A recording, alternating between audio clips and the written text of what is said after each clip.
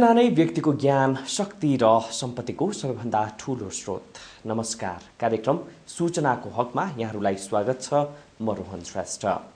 सूचनाको हक सम्बन्धी अधिकारमा समर्पित संस्थाहरू सूचनाको हकका लागि नागरिक अभियान काठमाडौँ, फ्रिडम फोरम काठमाडौँ, कर्णाली स्वावलम्बन विकास मञ्च कालीकोट, सूचना तथा मानव अधिकार अनुसन्धान केन्द्र बाँके, विजय विकास स्रोत केन्द्र नवल परासी, एकीकृत विकास फाउन्डेसन झापा, होप नेपाल काठमाडौँ, युवा सरोकार अभियान 12 र राष्ट्रिय सूचना आयोगको सहकार्यमा सञ्चालित कार्यक्रम हो।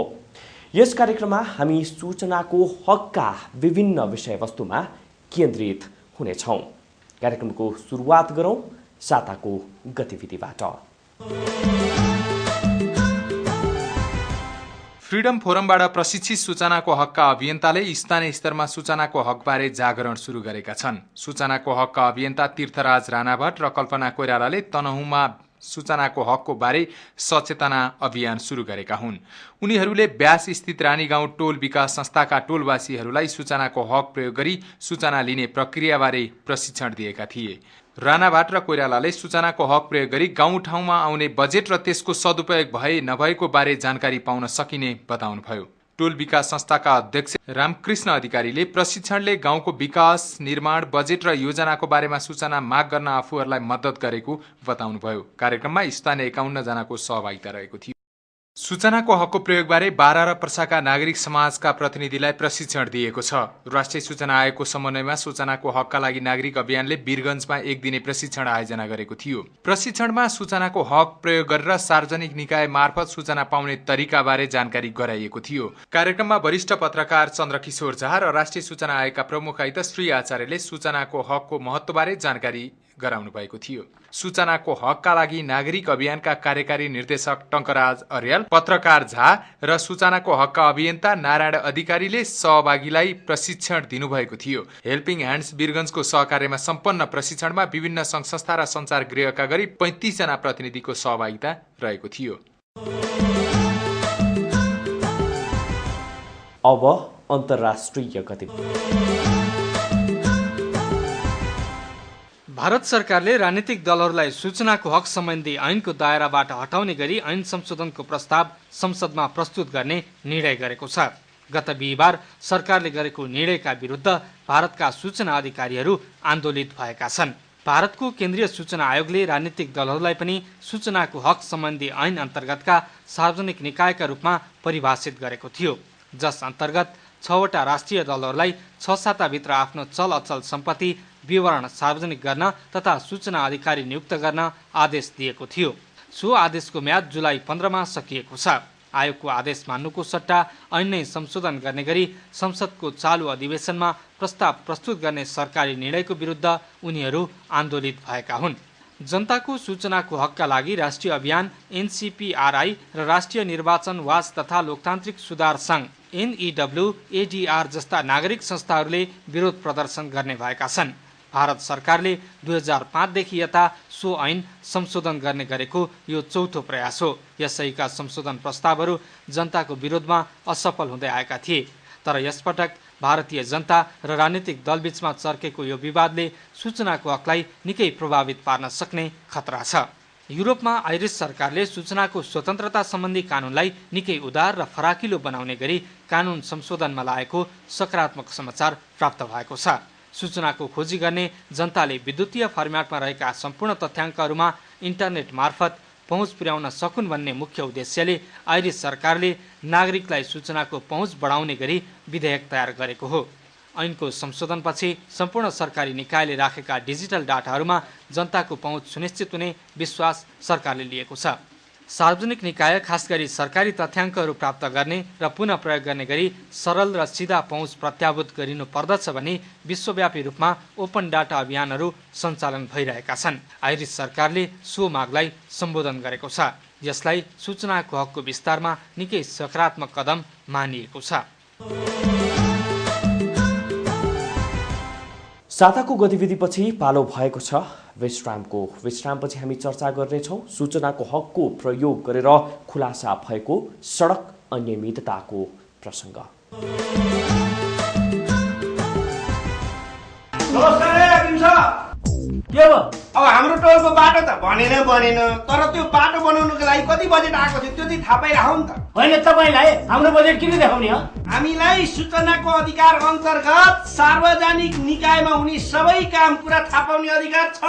तपाईँलाई भन्ने बित्तिकै सबै कुरा दिने मिल्छ नि। तपाईँले यसै भन्नुहुन्छ भनेर म सूचना अधिकार केन्द्रमा गएर सबै कुरा बुझेर आएको छु अनि यो निवेदन पनि सँगै लिएर आएको छु। तपाईँ पनि मैले त्यसै भनिदिएको त एकैछिन बस्दै गर्नुहोस् है, म फाइल ल्याइहाल्छु नि। होइन यो सूचना अधिकार केन्द्रमा कसरी सम्पर्क गर्ने होला लौ न? सूचना अधिकार केन्द्रको पैसा नलाग्ने फोन नम्बर 166001700000 मा फोन गरेर सूचनाको हकको बारे बुझ्न सकिन्छ। राज्य सबलीकरण आयोजनाको सहयोगमा सूचनाको हकको लागि नागरिक अभियान र राष्ट्रिय सूचना आयोग। विश्रामपछि पुनः स्वागत छ। तपाईँ हेर्दै हुनुहुन्छ फ्रिडम फोरमको प्रस्तुति कार्यक्रम सूचनाको हक। दर्शकहरू, सडक विकासको पूर्वाधार हो, तर यही सडक निर्माण गर्ने क्रममा व्यापक अनियमितता हुने गरेको गुनासाहरू सार्वजनिक हुने गरेका छन्। यसै क्रममा काठमाडौँको जर्सिङ पौवादेखि सिन्धुपाल्चोकको फड्केश्वरसम्म सडक कालोपत्रे गर्ने क्रममा अनियमितता भएको व्यापक गुनासा आएका छन्। यसपछि स्थानीय नागरिक पत्रकार प्रकाश ढकालले सूचनाको हक प्रयोग गरेर सडकको बारेमा विस्तृत सूचना माग गर्नुभएको थियो। त्यसपछि सो सडकमा अनियमितता भएको खुलासा भएको छ। यो हेर्नुहोस्।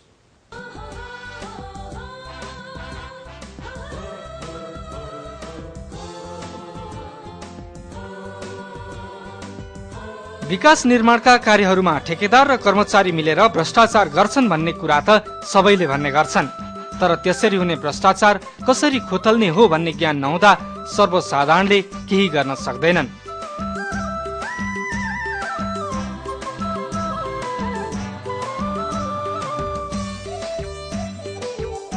तर सूचनाको हक प्रयोग गरी काठमाडौँको जर्सिङ पौवादेखि सिन्धुपाल्चोकको फड्केश्वरसम्मको सडकमा कालोपत्रे गर्ने क्रममा भएको आश्चर्यजनक अनियमितता खुलासा भएको छ। पत्रकार एवं स्थानीय बासिन्दा प्रकाश ढकालले माग गरेको सूचनापछि जीविसका कर्मचारी र ठेकेदार कम्पनीको मिलेमतोमा काम पूरा नगर्दै भुक्तानी लिएको खुलासा भएको हो।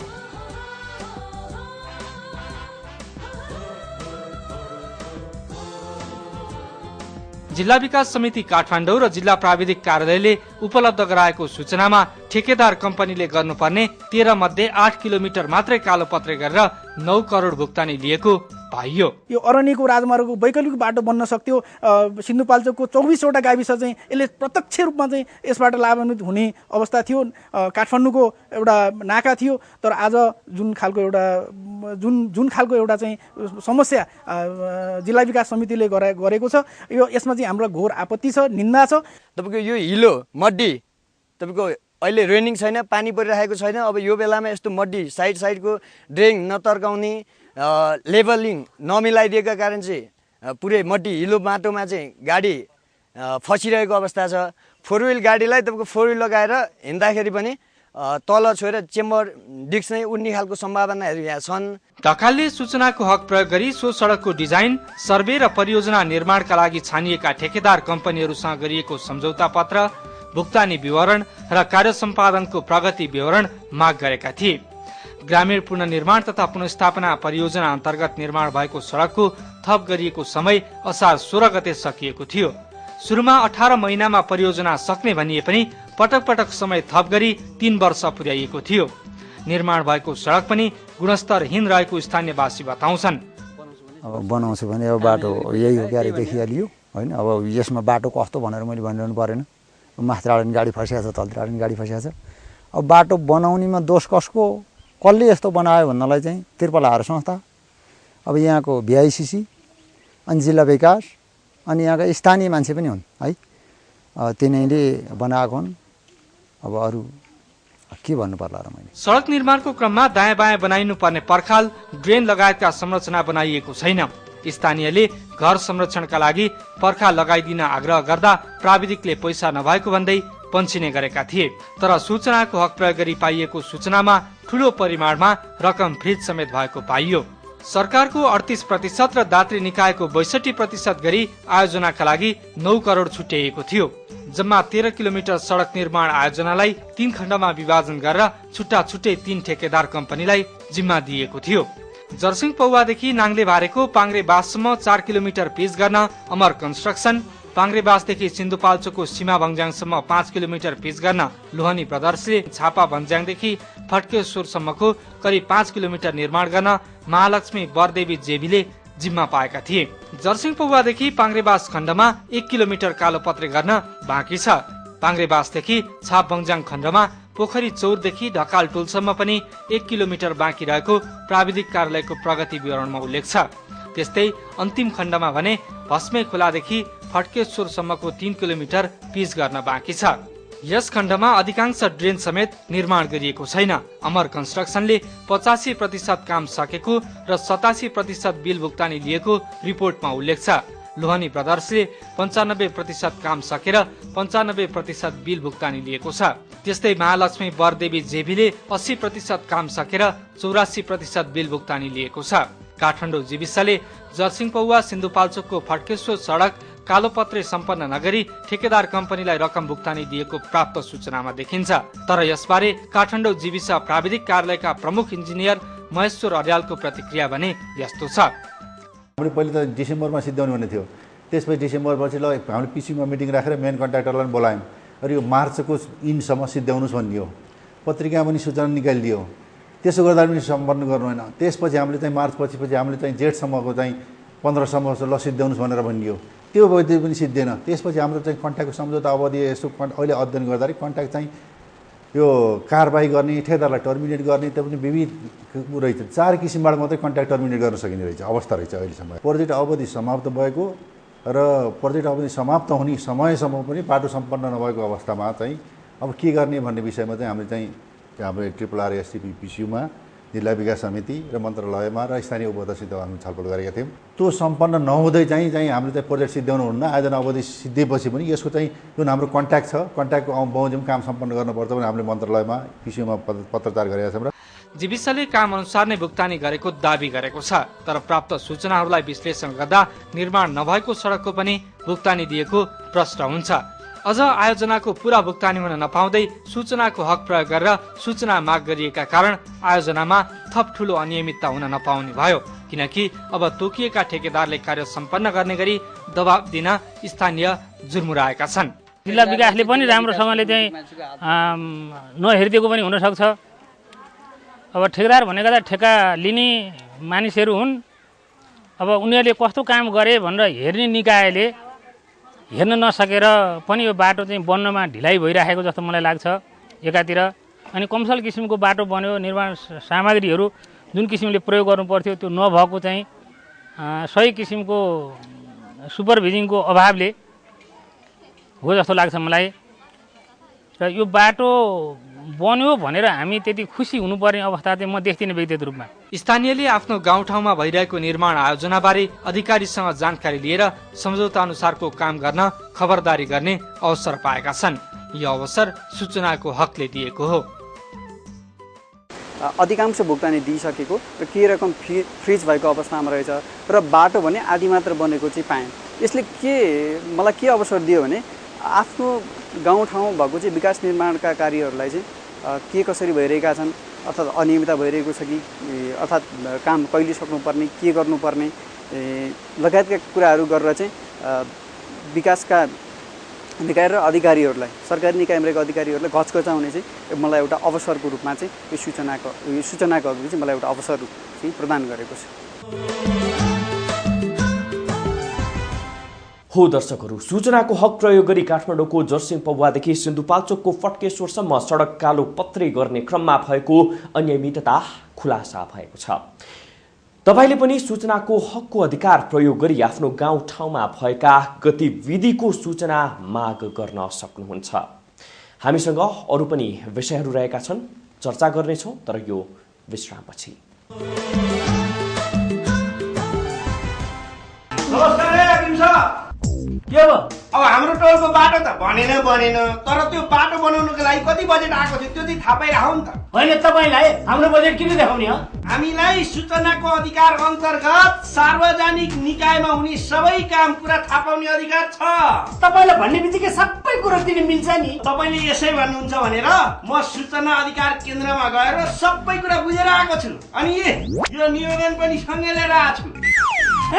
तपाईँ पनि मैले त्यसै भनिदिएको त एकैछिन बस्दै गर्नुहोस् है, म फाइल ल्याइहाल्छु नि। होइन यो सूचना अधिकार केन्द्रमा कसरी सम्पर्क गर्ने होला लौ न?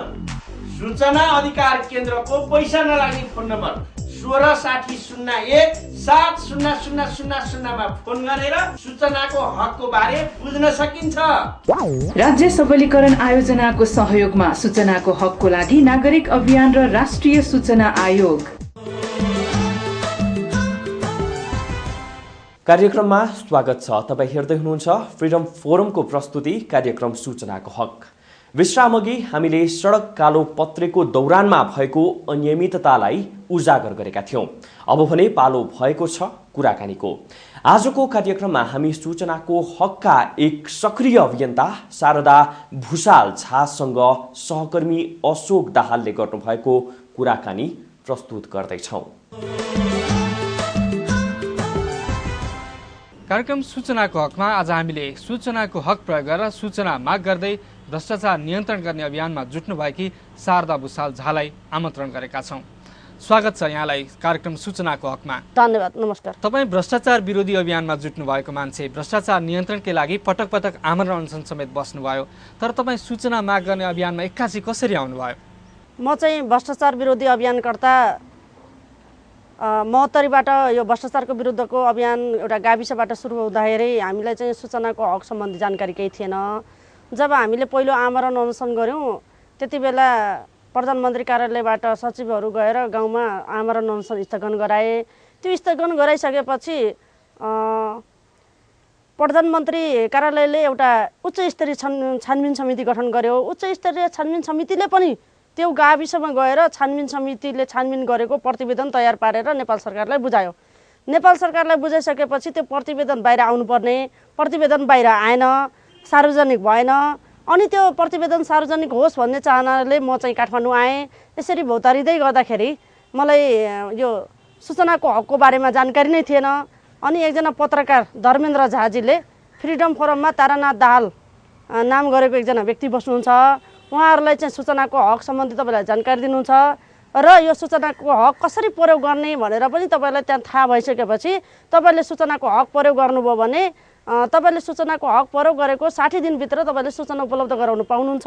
त्यो उच्च स्तरीय छानबिन समितिले छानबिन गरेको प्रतिवेदन बाहिर आइसकेपछि अनि तपाईँलाई चाहिँ सूचना के रहेछ, उनीहरूले के छानबिन गरे, के बाहिर आयो भन्ने कुराहरू जानकारी हुन्छ भन्ने भन्नुभयो। त्यसपछि मैले पहिलोचोटि सूचना माग गरेको भनेको यो सूचनाको हक प्रयोग गरेर माग गरेको सूचना चाहिँ यो पहिलो सूचना थियो जुन उच्च स्तरीय छानबिन समितिले छानबिन गरेको प्रतिवेदन थियो। त्यसो भए सूचनाको हक प्रयोग गरेर भ्रष्टाचार घटाउन सकिन्छ भन्ने तपाईँको अनुभव हो? हजुर, अनुभव त हो। किनभने मैले त्यति बेला सूचनाको हक प्रयोग गर्दाखेरि मलाई विश्वासै लागेको थिएन के यसरी पनि सूचना पाउँथ्यो होला र भन्ने हुन्थ्यो। जब मैले 60 दिन नपुग्दै त्यो सूचना मैले पाइसकेपछि त्यसमा लेखेका र गाउँमा स्थलगत निरीक्षण गरेर गाउँका जनताहरूले जुन बयानहरू दिएका थिए र उच्च स्तरीय छानबिन समितिको जे राय थियो त्यो बाहिर आयो। त्यो बाहिर आइसकेपछि मैले भने ओहो, यो सूचनाको हक भनेको चाहिँ धेरै ठुलो साँचो रहेछ, जसले चाहिँ यस्ता बन्द तालाहरू खोल्दो रहेछ भन्ने कुरा मैले बुझेँ। अनि त्यसपछि मैले यो भ्रष्टाचार विरोधी अभियानमा सूचनाको हक चाहिँ साह्रै नै महत्त्वपूर्ण छ। यो नभइकन, यो सूचना नभइकन हामीले कसैलाई पनि दोषीलाई दोषी देखाउन हामी सकिँदैन। त्यसले गर्दा हामी सूचनाको हक प्रयोग गर्नै पर्छ भन्ने मलाई लाग्यो। त्यो सूचना बाहिर आइसकेपछि मलाई धेरै कुराहरू यहाँबाट मैले सूचनाको हक सम्बन्धी किताबहरू पनि पढेँ। किताबहरू मैले पढिसकेपछि सूचनाको हक भनेको ज्यादा नै महत्त्वपूर्ण यो हो र यो भ्रष्टाचार विरोधी अभियानको लागि धेरै ठुलो साँचोको रूपमा हामीले औजारको रूपमा प्रयोग गर्न सकिन्छ भनेर मैले सूचनाको हक चाहिँ प्रयोग गरिराखेको छु। यो 1 वर्षमा कति सार्वजनिक निकायका के सूचना माग्नुभयो र ती सूचना पाएर भ्रष्टाचार विरोधी तपाईँको अभियानमा कस्तो सहयोग पुग्यो? मैले महोत्तरी जिल्लाका गाविसहरूको, महोत्तरी जिल्लाको जिल्ला विकास समितिको महालेखा परीक्षक कार्यालयबाट अनि महोत्तरी जिल्लाकै जल उत्पन्न प्रकोप नियन्त्रण विभागबाट, नदी नियन्त्रण सम्बन्धी अनि चुरे सम्बन्धी मैले राष्ट्रपति चुरे संरक्षणबाट अनि वन विभागबाट यो भू संरक्षण तथा जलाधार विभागबाट मैले पर्याप्त सूचनाहरू लिएकी छु, जुन सूचनाहरूले महोत्तरी जिल्लामा भएका विकासका कामहरू कहाँ के कामहरू भएका छन्, कस्ता कामहरू गरिराखेका छन् भन्ने कुराहरूको जानकारी पाएकी छु। के बुझेँ भने यो सूचनाको हकले चाहिँ हामीले धेरै कुराहरू सार्वजनिक गर्न सकिन्छ। यो सूचनाको हक भयो भने हामीले चाहिँ प्रमाणसहित सम्बन्धित निकाय जस्तो अख्तियार दुरुपयोग अनुसन्धान आयोग या राष्ट्रिय सतर्कता केन्द्र अथवा सर्वोच्च अदालत जस्ता निकायहरूमा हामीले भ्रष्टाचार सम्बन्धी मुद्दाहरू दर्ता गराउन सकिन्छ। यो चाहिँ भ्रष्टाचार विरोधी अभियानको लागि धेरै ठुलो साँचो हो। सूचनाको हक सबै नागरिकको हक हो, तर सूचना खोज्न माग्न आम नागरिक अग्रसर भएको पाइँदैन नि। आम नागरिकलाई के सल्लाह दिनुहुन्छ तपाईँ? जबसम्म हामी सूचनाको हक प्रयोग गर्दैनौँ तबसम्म हामीले कहीँ कसैलाई पनि कारबाहीको लागि जस्तो ल है यो फलाना बाटोमा भ्रष्टाचार भयो भनेर हामीले भन्न सकिँदैन। तर त्यो बाटोको बारेमा हामीले चाहिँ जानकारी लिन चाहियो भने सम्बन्धित निकायमा गएर प्रत्येक कुराको जानकारी लिन सकिन्छ र सम्बन्धित निकायमा गएर यसरी प्रमाणसहित हामीले उजुरी दिन सकिन्छ। त्यसले गर्दा सबै नेपाली नागरिकहरूले चाहिँ सूचनाको हक प्रयोग गर्नुपर्छ। जबसम्म यो सूचना हामी चाहिँ प्रयोग गर्दैनौँ, सूचना हामी लिँदैनौँ, तबसम्म हामीले केही पनि गर्न सक्दैनौँ। अहिलेको अवस्थाको लागि सूचनाको हक भनेकै भ्रष्टाचार विरुद्ध अभियानको लागि, भ्रष्टाचारीहरूलाई कारबाहीको लागि धेरै ठुलो औजारको रूपमा छ। यसलाई सबैजनाले प्रयोग गर्नुपर्ने म ठान्छु। हस् त, कार्यक्रममा आइदिनु भयो, यहाँलाई धेरै धेरै धन्यवाद। धन्यवाद। शारदा भुषाल एक यस्तै महिला जो भ्रष्टाचारको विरोधमा लडिरहेकी छिन् र अब आम नागरिकको सूचनाको हकको सवालमा आफ्नो आवाज सशक्त बनाउँदैछिन्, बुलन्द बनाउँदैछिन्। हामी सूचनाको हकको कानुनी पक्ष, त्यसको कार्यान्वयनको पक्ष अनि सूचना प्राप्त गर्न पुरा गर्नुपर्ने दायित्व, नागरिकको अधिकार जस्ता विषयमा चर्चा गर्नेछौँ। कार्यक्रमले सूचनाको हकलाई प्रचार प्रसार गर्न सहयोग गर्नेछ। सूचना आम नागरिकलाई निर्वाध र बिना अवरोध उपलब्ध गराउनु पर्छ भन्ने सवालमा हामी कहिल्यै पनि सम्झौता गर्ने छैनौँ।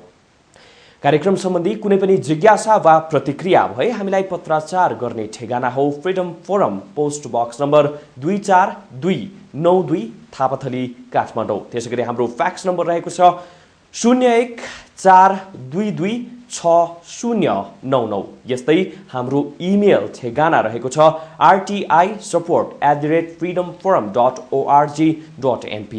यसैगरी तपाईलाई स्थानीय स्तरका सार्वजनिक निकायहरूमा सूचना माग्ने क्रममा कुनै अप्ठ्यारा समस्या वा कर्मचारीले अनावश्यक हैरानी दिएमा सूचना अधिकार केन्द्र काठमाडौँको पैसा नलाग्ने टोल फ्री नम्बर 16000170000 मा सम्पर्क गर्न सक्नुहुनेछ।